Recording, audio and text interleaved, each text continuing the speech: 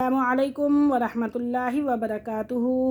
आप सब खैरियत से होंगे इंशाअल्लाह। अगर आप मेरी इस वीडियो में नए हैं या मेरे इस चैनल में नए हैं तो आप मेरी वीडियो को लाइक करें, शेयर करें और सब्सक्राइब करना ना भूलें ताकि हर नई आने वाली वीडियो आप तक बआसानी पहुंच सके।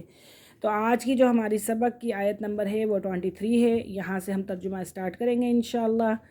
तो खैरुकुम मन तअल्लमल कुरान व अल्लमा, तुम में बेहतरीन शख्स वो है जो कुरान सीखे और दूसरों को सिखाए। तो आज का हमारा जो सबक स्टार्ट हो रहा है वो यहाँ से है 23 आयत नंबर से। तो आइए सबक की तरफ चलते हैं। अऊज़ु बिल्लाहि मिनश शैतानिर रजीम, बिस्मिल्लाहिर्रहमानिर रहीम। सुम्मा तवल्लैतुम मिन बअदि ज़ालिका फलौला फ़ज़्लुल्लाहि अलैकुम व रहमतुहु लकुन्तुम मिनल खासिरीन। फिर तुम फिर गए उसके बाद, सो अगर ना होता अल्लाह का फ़ज़ल तुम पर और उसकी मेहरबानी तो तुम ज़रूर तबाह, ज़लील और ख्वार हो जाते, यानी कि रुस्वा हो जाते। इसके बावजूद तुम दोबारा राह रास्त से फिर गए। चुनाचा अगर अल्लाह का फ़ज़ल और रहमत उस पर ना होती, यानी कि तुम पर ना होती, तो तुम ज़रूर सख्त नुकसान उठाने वाले थे। और इसकी थोड़ी सी तशरीह भी आपको बता देते हैं कि फिर तुम इस कौल क़रार के बाद भी फिर गए। सो अगर तुम लोगों पर खुदा ताला का फ़ज़ल और रहम ना होता तो ज़रूर तुम फ़ौरन तबाह और हलाक हो जाते। मगर क्या था? मगर अल्लाह रब्बुल इज़्ज़त ने हमारी अनायत और रहमत आमा है कि हयात मुस्तआर के ख़त्म होने तक मोहलत दे रखी है। लेकिन कब तक? आखिर बाद अज़मर को बाअमाल में मुब्तला हो गए। हक़ ताला की रहमत आमा दुनिया में मुमकिन काफिर सब पर है, जिसका असर आफ़ियत और दुनियावी राहत है। रहमत ख़ासा का ज़हूर आखिरत में होगा, जिसका असर नजात और क़ुर्ब खुदाबंदी है। बज़ाहिर इस आयत के जुज़ आखिर के मुखातिब वो यहूदी हैं जो हज़रत सल्लल्लाहु अलैहि वसल्लम के ज़माने में मौजूद थे। चुनाका हज़ूर अकरम सल्लल्लाहु अलैहि वसल्लम पर ईमान ना लाना भी अहद शिकनी में दाखिल है।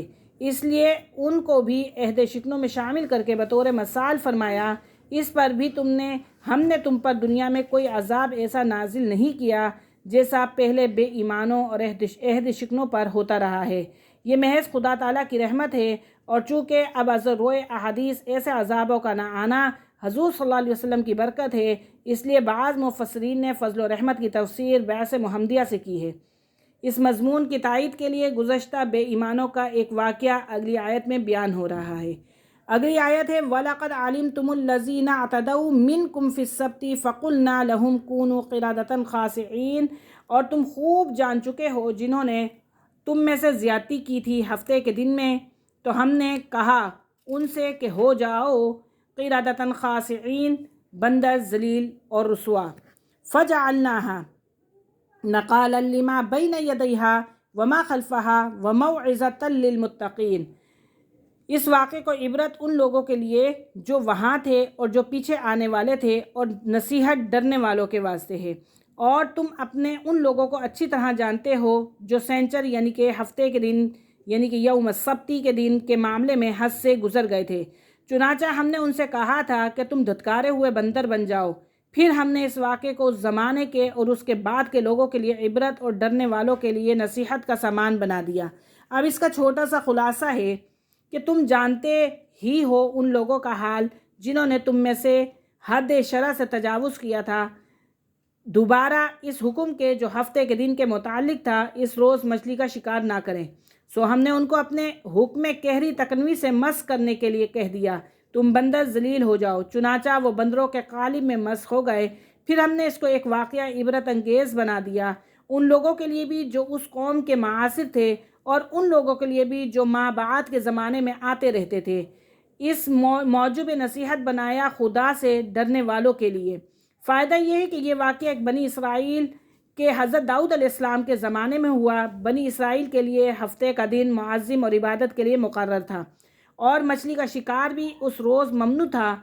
ये लोग समंदर के किनारे आबाद थे और मछली के शौकीन थे। उस हुक्म को ना माना और शिकार किया।